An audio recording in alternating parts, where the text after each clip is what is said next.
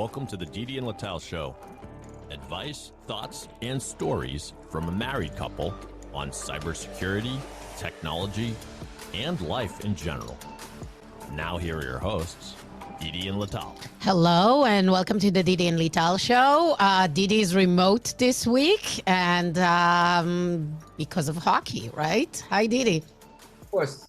I am what Felger calls the remote a-hole seat. So I am in the remote a-hole seat. Today I am in a hotel room in lovely, lovely, lovely Cape Cod. Omri discovered that you can't trust the internet because if you trust the internet, you discover that all the restaurants are closed.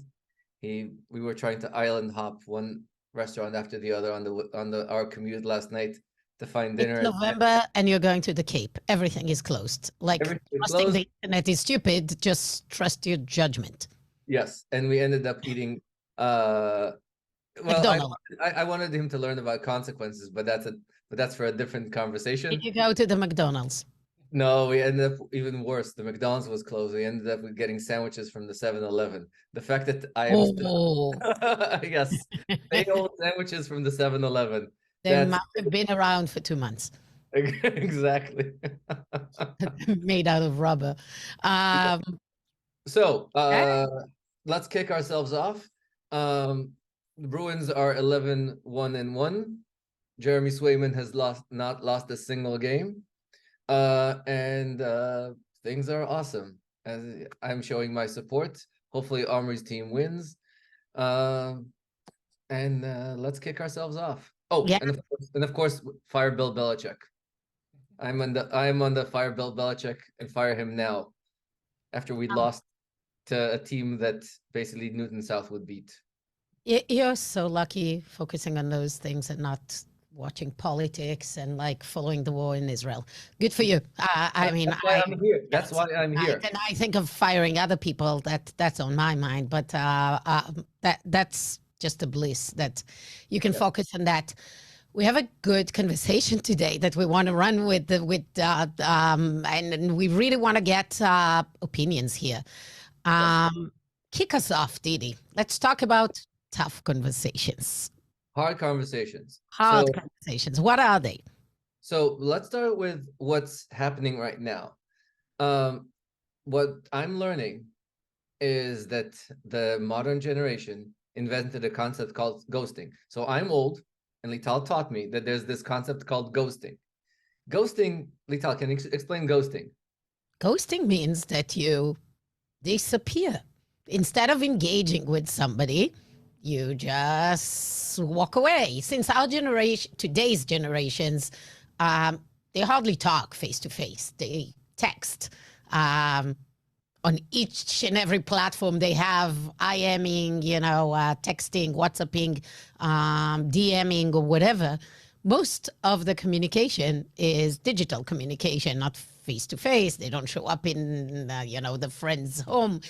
And if they don't like something, if they want to break up, if they don't like their friend, the easiest thing, instead of engaging in a conversation, is to just disappear from digital media, stop responding to emails or to text, and maybe block, maybe just ghost. So that's ghosting. Everybody knows it, but you, Didi. Yeah, I'm a boomer. You're Gen X, but behaving like a boomer. Yes. Yeah. Yes. I dropped my tie-in glasses because you told me not to show the world that I'm so old. So what do you think about this concept of ghosting? You were shocked that it exists. Yes, because I think people should I'm very subtle. Subtlety is like my middle name. By the way, you don't even know the word. What do you mean? Exactly. By the way, this is something I had to teach Lital, that the word subtle does not exist in Hebrew, because in Israel there's no subtlety.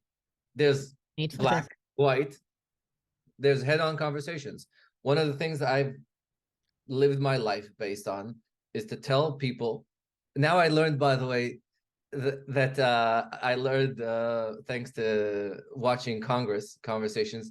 There's something called speak truth to power. I've embraced the speak truth to power. Basically, being able to tell people all the stuff that they don't want to hear in their face straight away. If I wanted to break up, I broke up. I called somebody up or met them face to face and said, thank you very much. No, thank you. Goodbye. If I want to quit my job, I call my boss and says, this is not going well. I am on my way out. Fix it. So, or else. And this is something that's been slowly disappearing from our culture.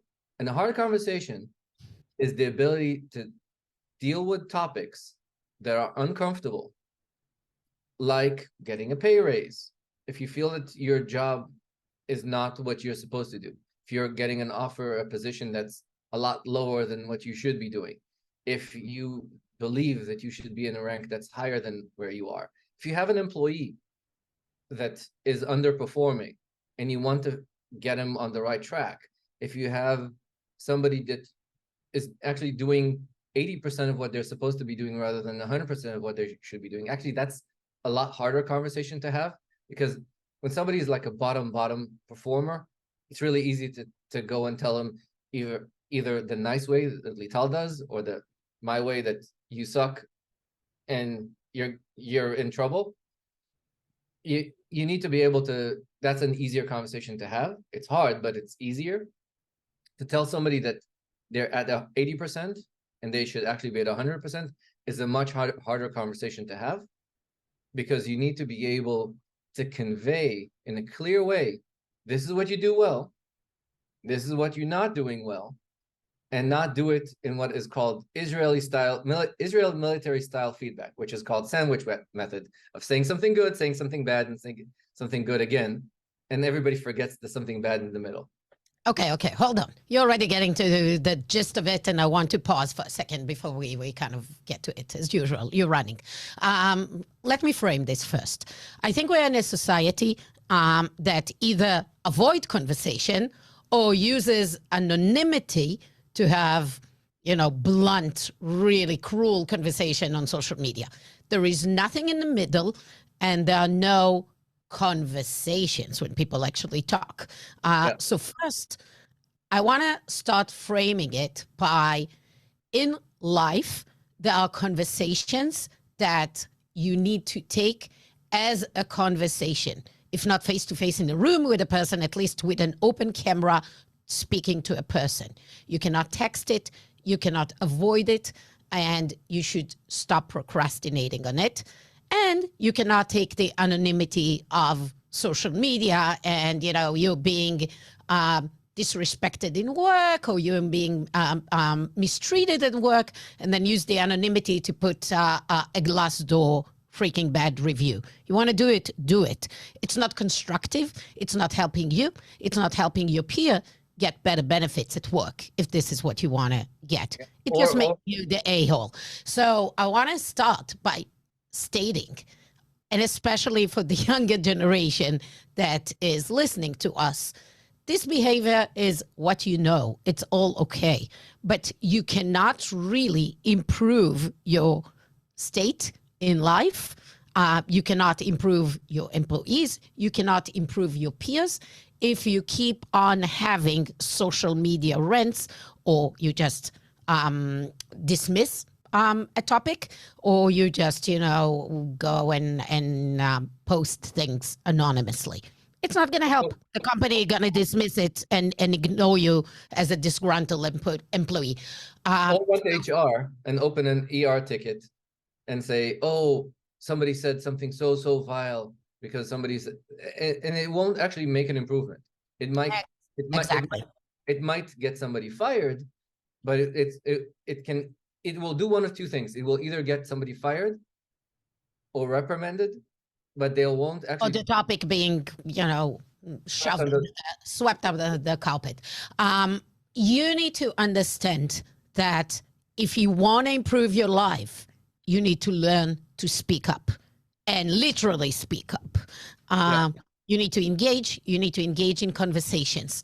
And there is a magic when you actually openly muscle up and talk. Yes, and it's hard, and we'll talk in a second how you can do it. How can you prep, what to do, and we'll give you some examples. But the magic happens when humans interact. when you actually speak up in a room and look at the eyes of the other person, not email, not any, posts and stuff. It never helps. Only real conversations. If you can do it in a closed door, in a room with a person. That helps, because even if your opinion is, millions of miles away from the other person, once you have this human interaction with a person, you can actually make him empathize with you and understand you, the thing that he cannot do with any written communication. So this is crucial, and I want everybody to understand everything that is like in digital manner doesn't get you outcomes. Yep. Okay. Yep. And I'll start with the history of hard conversations and why we're talking about this. So I'll start by outing Lital. So when Lital was a new boss, so my history of being a boss is a very, very sad one, because when I was 19, and a lot of my friends that listen to this show will crack up, my commander in the army walked into the room and said, "You're the only person here with socially something remote to social skills. Good luck. You're going to start being a shift commander as of tomorrow. Good luck. No training, no nothing. Go." So I've been doing this for a while. Lital was a boss in Procter & Gamble, and she had an employee that was underperforming. And all the hard conversation that happened was she used to come home, yell at me for about 30 minutes about that employee, and not do anything about it. And she had a very complicated situation, because I think that employee was a contractor through a secondary party, something like that. It was an external kind of contractor employee. So I bought her a book called Hard Conversations, which one of my commanders in the army gave me, well, way back when, to explain how to engage and have a conversation about performance and things like that with your employee. And people don't feel comfortable talking about this. And no, it's hard. Like, you don't want to be done. You don't want to have it. Nobody wants to have the conversation about, you don't perform. We need to have a conversation. Yeah, Didi kind of loves it. Nobody loves it. I mean, it's tough. It's tough because we want to please, we want to be loved, we want everything to be smooth, and we don't like friction. Having a tough conversation means you add friction to your life. But guess what? Life is not about, gliding through it. If you want to become a manager, if you want to progress in life, you'd better understand that friction is part of the game. It makes you tougher. It makes everybody learn. And you're not doing a good job with this employee if you're not telling him that he's underperforming. Yes. No. Rule number one for hard conversation. It's actually counterintuitive. And especially Aaron's probably going to crack up when he hears us talk about this. First rule of hard conversation is actually listening in previous conversation. Listening up. If you have good memory, remember key points and rehearse ahead of time. What are your key talking points? Because you need to listen. Listening before, during, and after. This is the listening part is the counterintuitive to the hard conversation, because everybody wants to blast the conversation. Our son Ron likes to blast and never want to listen, and you can hear him fidgeting when he's talking to us. He wants to blab up his stuff and not actually absorb. So when you do a hard conversation, it's very counterintuitive. Rule number one is listening and taking notes, and be willing to take these notes ahead of time and after. Second, one of the rule of hard conversations, one topic, not many topics. You can't have a million topics. Most people don't recall shit. You can't come tell people you're doing this bad, and you're doing this bad, and you're doing this bad, and you're doing this bad, that. Never works. One topic, one problem to solve at a time, because it's going to be hard. And if you go off topic, it dilutes the message. It needs to be a hard message. It needs to be a clear message. And it needs to be one. I want to fix one problem at a time. And the other part is It's also, just to add, it's less overwhelming. Think about the other person. You have so many things to complain. He's late and his work is not perfect and he has this and this and this. Don't overdo it. Just pick the most important thing you want to convey, because the other person will be overwhelmed and defensive immediately if you bombard with topics. Same thing if you are coming to ask both for a raise and the title change, and you want to manage now, and pick one. Like, nobody can say yes and yes and yes. It's overwhelming, and the manager will think you're crazy. Like, how can I do all this? So choose. You just want a raise, come and ask for a raise, and come with the reasons why you're entitled for a raise. What's the reasoning behind it? Come give as much information. Just prep to talk about that. Don't boil the ocean. Focusing is really important if you want to get an outcome out of it. If you're trying to boil the ocean, well, nothing will happen. It's way too big, and you will be dismissed as just overwhelming the other person with your request, and they're like, the guy doesn't know what he's talking about. Even if you are the manager, they're like, you're complaining about everything. I don't know what I'm going to do about it. I cannot fix it. It's like, you hate me. Yep. And that's the other part. Don't take it personally. Don't take it into personal aspects. It's not about the person. It's about actions. So Lital and I used to listen to Mike Management Tools by two guys. There is a great podcast going on for decades called Manager Tools by two guys called Mike and Mark. One of them is an ex-P&G, which, like, he has a lot of the things that I learned. Look them up. They have a full series about hard conversations and how to do them well. Yes, and one of the most important thing is, more likely than not, if you work in tech or you are in another space, you're not a psychologist. Don't psychoanalyze people. You don't know this shit. It's a degree. People take years to learn this. Don't analyze people. And it's not your job as a manager or as an employee to psychoanalyze the other person. You're there for outcomes, not for the behaviors. Exactly. And that's an important element. You need to share to somebody. When you do something, this is how others react to it. The outcome is, when you do X, the outcome is Y. So it's not about the behavior that is the problem. It might be a problem, but the outcome is a problem. When you come late to work, the outcome is that you don't get to get us the many calls you're supposed to get a day. If you don't get dressed professionally in the morning, people interpret it as you not performing on your job. So don't attack the behavior. You're not dressing up professionally. Give the feedback of the outcome. The outcome is our customers don't see you as the professional that you are, and they may not buy from us because they think we're not a serious company. So think about outcomes.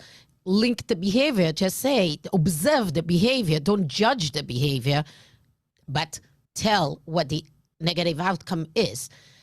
Because you're not giving me a raise, I cannot perform at my best. It makes me think the company don't value what I'm doing, and I'm gonna need to go and look for another job in the circumstances of the market. You can do that instead of, just saying, you don't value me.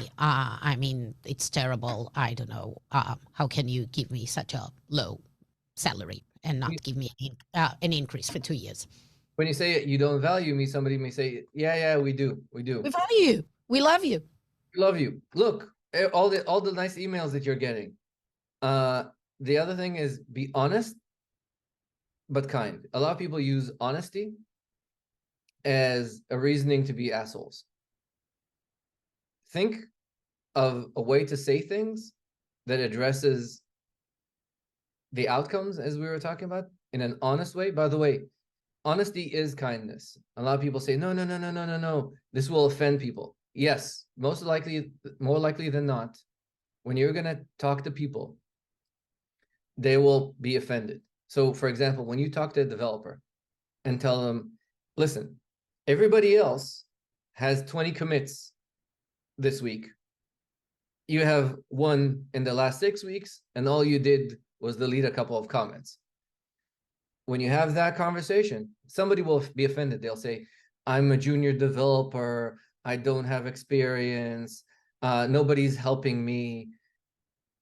People will take this, but you need to tell them that when, for example, this is one of my favorite topics to give feedback to engineers. Almost every young engineer tries to create the block of code that solves world hunger. They'll do a commit that includes about 5,000 lines of code. Every single one of my other employees will call me and says, what the fuck? I can't review that thing. That's a disaster. And this is what I need to convey is when you do something, here's how it impacts every other employee on the team that needs to review this. Or when you just commit code and you don't review other people's code, they feel like you're not being part of the team because they expect you to take a look at theirs and learn from that. These are very concrete examples, and everybody will resist this. They'll say, I don't have enough time. I'm a junior developer. I've never learned this. This is really complicated. This is really hard. These are things that you need to address and say, here are my expectations from a developer on my team. Here are my expectations from a salesperson in this team. This is my expectation from a CS member on my team. I'm expecting somebody to understand the product at this level. If you don't understand it at this level, what can we do to get you to this level? Here are the things I suggest you do to get to this level. And everything, by the way, that you give as a manager, everything that you give as a feedback needs to be measurable. When you are an employee and you talk to your manager and have a hard conversation, this is a very hard thing to remember. And by the way, my mom always says, the boss may not always be right, but he's always the boss. You need to be able, and those are also important conversations to say.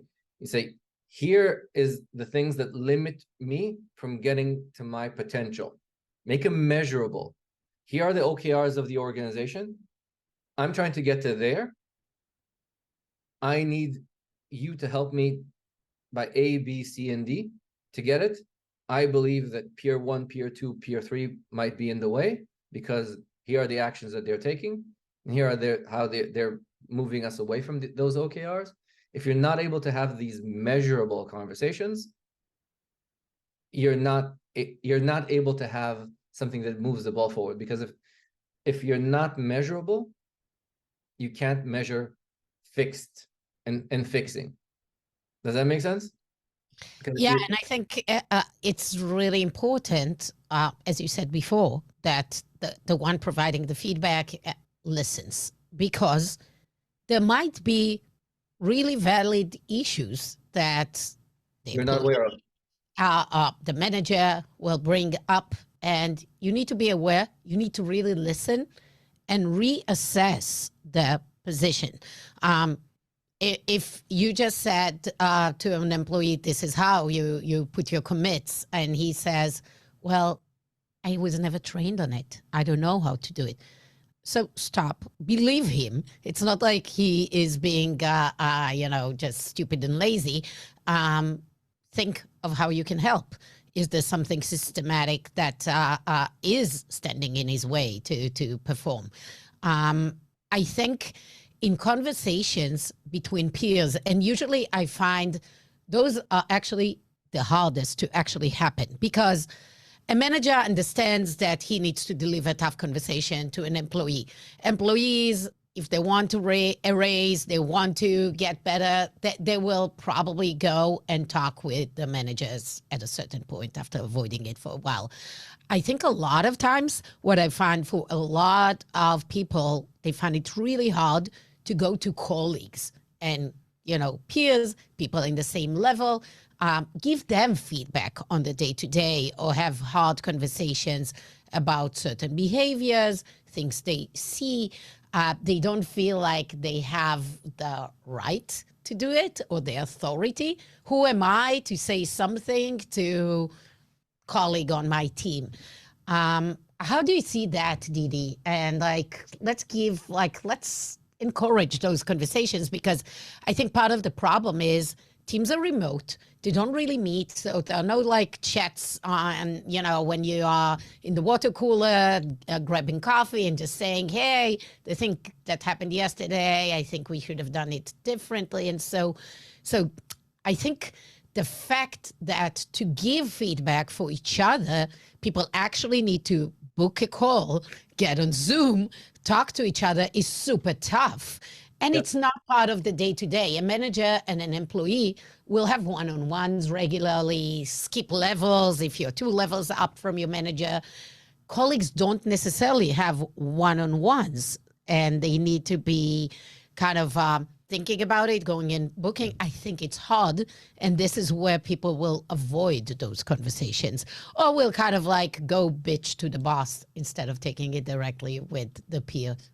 So this is something I'm very grateful to my ex-peer Snehal, who used to be Martin's boss and Aaron's boss. Aaron's, who's probably listening to this, and he made me talk to my peers when we were not functioning effectively as a team.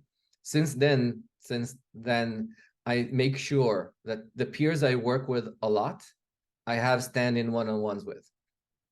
And I think you need to build a rapport before you can have a hard conversation. So try to understand the other person. Before you have the hard conversation, you have to have 4 comfortable conversations before you have 1 hard conversation. And one of the things I like to have is understand the other person. Understand how does their day look like. Understand what their demands are from their boss. So when Martin and I had friction, and one of the things that really helped me understand was I spent time to understand what is hard for him to do his job today. And I think you overheard a couple of those when we were driving to different places on vacations that Martin and I were talking. It took until I understood the shift that he did in his role. This is a first-time PM role after basically being a practitioner for a long time. After understanding his kids, his hobbies, his life, building empathy on the things we share together, like biking, understanding of his world, I was able to communicate to him my challenges with him in a concrete way of, this is how I view your role, but if your boss doesn't view your role, I need to adjust. And once I adjust and I learn what his boss is asking from him, I now understand how I can help him reach his goals, but I can also give him feedback on how, when he's not talking to me in an effective way, he's not helping me achieve my goals from my boss, and therefore we're in an impasse. And this is something you need to understand, because you need to understand the system and the ecosystem of the constraints that your peer has before you can actually give him feedback. Think of this as like walking a mile in somebody's shoes. So you need to first have at least 4 comfortable conversations, real comfortable conversations, real diffusing conversations before you can have the first hard one. And this drives everybody with short tempers, like let's say Lital, crazy, because you want to go and yell at them like right away, you are fucking up. But no, if you start, you just text them on Slack, right? You didn't do this. What are we doing? Exactly. If you don't build those bridges first and understand what it means to walk in their shoes, you can't have a hard conversation. Second, giving feedback about behavior to peers, I always start this and can I give you feedback? And if the answer is no, then fuck off. Don't try to push the feedback. Ask politely. Did you ever get a no? Of course. People say no, don't give me feedback. Yeah. Seriously. I don't think I ever got a no. Most people are curious, and they will not shut you off. I mean, you're working with social skilled people. I'm working with engineers. They will say no. No, I no, know no. everything. I don't want feedback. Most say yes. So when you go beyond a certain level, people will say yes. Yeah. But you need to start by asking, because also you don't understand the timing. Yes, correct. Because this is sometimes somebody says yes, but this is not the time. Because if at the level that I was when I was working for Al, a whole bunch of us were basically VP level people or senior director level people, each managing a legion of people. It could be that right now you have 5 different escalations and 3 different people yelling at you at the same time in multiple channels. So whatever feedback you give cannot be absorbed. It goes to dev null. It goes to dev null. So ask if the timing is right, and ask if somebody is willing to and receptive to feedback. I think it's really important, this pause and saying, hey, can I give you a feedback? Because not only asking for the permission, you need to make it clear that you're giving it feedback, because sometimes you just go straight into it and you then think, oh, but the person didn't get it. He didn't change anything. You know, the person getting the feedback needs to kind of switch his mindset, become attentive to what you're saying, listen to it, interpret it. If you just go and, stream your feedback out, he's not necessarily listening. Maybe he's listening, but not really absorbing, thinking. Also, stopping and getting into this place of empathizing with you. You may get immediately, if you don't frame it and pause and ask and being respectful for a yes or no, I'm giving you feedback now. The person receiving the feedback may go automatically into this offensive mode of like, what are you talking about? Blah, blah, blah. Instead of like creating this safe space that I'm giving feedback. And you can even say, can I give you feedback? And it's totally okay if you disagree with me. So I just want to share a few observations. And again, when you go to that, then think about outcomes and not judging behaviors. Just observing behaviors, not judging, and focusing on outcomes. It's really, really important that the other person understands that you're giving him feedback and he have a space that is safe for him to listen, absorb it, not immediately come into, but no, the reason is that we're doing this because of that and that. You want to open up, an open conversation and kind of like judgment-free conversation as much as possible, which is hard, right? That is why it's hard conversations. We're almost at time. Anything else we want to cover around that? Yes, the follow-up. Talk about the follow-up. Hard conversations require a follow-up. When you have a hard conversation with your employee, make sure to follow this up in writing. When you have a hard conversation with your boss, make sure to follow it up in writing. I would say already book a follow-up conversation, not just the writing. The writing is kind of like to summarize, put a few bullet points and ask if the person agrees to what was discussed, if you want to add more. But more important than the written follow-up, and if possible, at the end of the conversation, say, I know that we talked about a few tough topics. Actually, we talked about one topic because, as we said, we want to focus on one topic. I want to make sure, and maybe it was a lot here, I want to make sure we are kind of like nailing this, and we see what we can do and how I can help you with this. So let's put time on our schedule next week, in the next few days. Obviously, you need to think about it. Make sure you make it explicit that there's going to be a follow-up conversation, and you're just not sending them to, think about it. And, it's for a person walking out of a tough conversation, if he's on the receiving side, he's going to go through all kinds of, talks with themselves, and it might be toxic even. People may go and think a lot of things. You want to be clear that they have a safe follow-up to come discuss, think about it, bring their topics in, schedule immediately the follow-up conversation. Don't let it hang out there as if, things are going to be out there in the air. Yeah.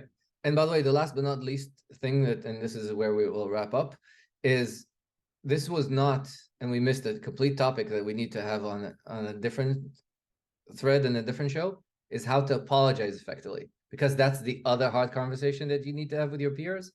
Usually the hardest. We don't like apologizing. It's hard. No, I mean, most people don't like to apologize, but you need to make sure if you are not apologizing, you're not doing your job. It means that you're floating and not saying anything. If you have not said something, if you've not broken glass, you've achieved absolutely nothing in your job. But you need to learn to apologize. And we're going to talk about this in another time. Absolutely. So, kids listening to the show, tough conversations, face to face. Open your camera if you're far away from the person. Stop texting. Stop ghosting. Stop putting things anonymously on social media threads. It's not helpful. Yes, the internet is a mean place and you can be mean. It's not helping the world. Your day-to-day is a human interaction with another human being. And no, you cannot chat GPT it. Just go there and talk. Learn how to do it. I think with that, we can our show for the day. Awesome. Well, thanks everyone. The Didi and Lital show is a weekly podcast. If you like it, please rate, review it, share with your friends. We're going to be here next week. Thanks, Didi. Thanks for joining remotely from the Cape. Have a good week. Okay.